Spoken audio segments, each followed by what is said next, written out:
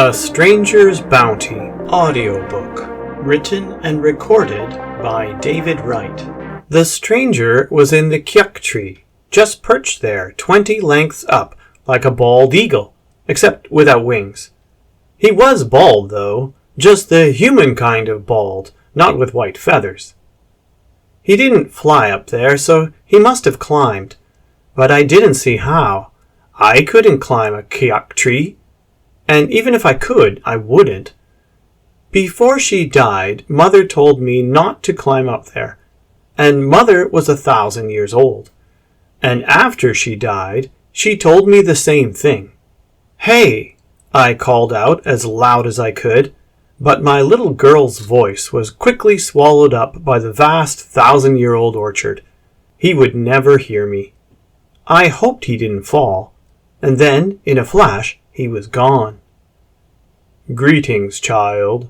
He smiled at me from the base of the tree, full red lips, white teeth.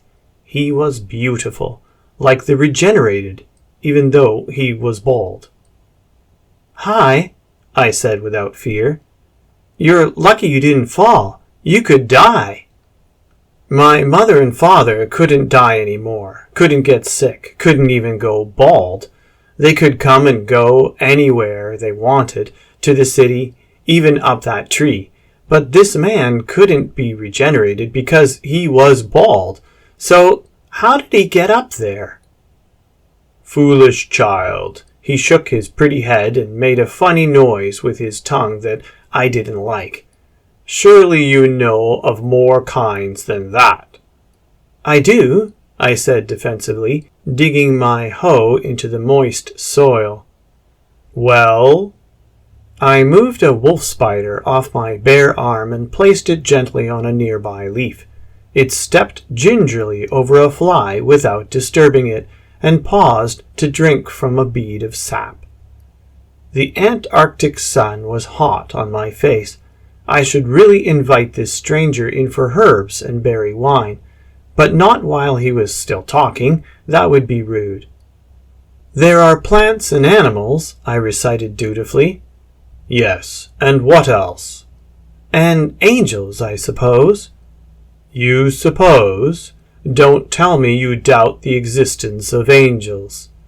"Of course not. Father says there are angels.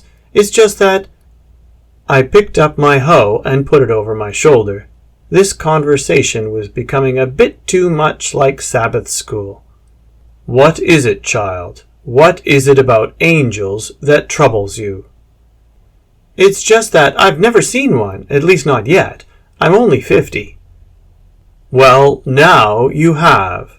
He smiled at me again with those big red lips and pearly white teeth. An angel. So that was what they looked like.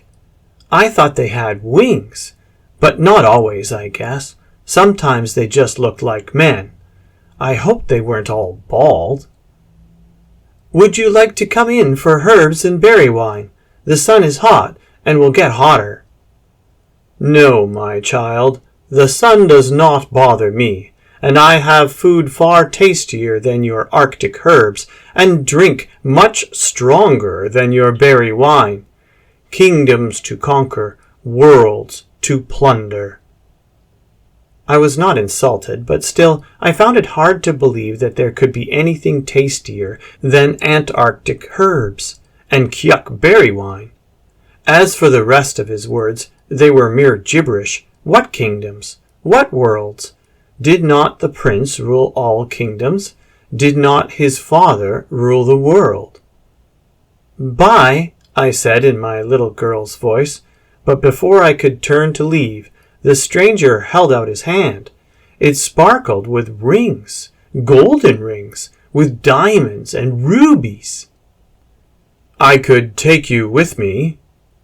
"Where?" I glanced up to the very top of the tallest Kyuk tree, where he had been sitting, and pointed.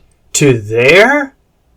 "To there, and to other places you could not even imagine, worlds of great wealth and beauty. You don't have to live in this ancient ruin on the bottom of the world. You don't have to live in the shadow of your ancient parents anymore. You can be free. Soon others will follow me, thousands, millions. You can be the first of them, my queen, my empress." His words were powerful, full of deep connotation, things I'd only ever read about in the scrolls. I felt my youthful spirit drawn to this bald angel in a way I did not understand. I felt like I was balancing on the edge of something, like the great eagle on the highest branch. The sparkling hand was reaching for me. I had only to take it. 10 leagues away, graphene bells were ringing, calling all souls to prayer. Mother and father would be home soon.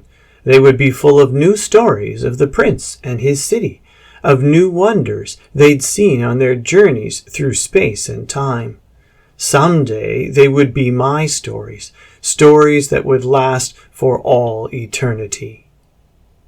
I glanced up at the ancient Kyuk tree, planted as a seed by my parents more than 1,000 years ago, and then back at the bald angel with his sparkling hand and glowing words.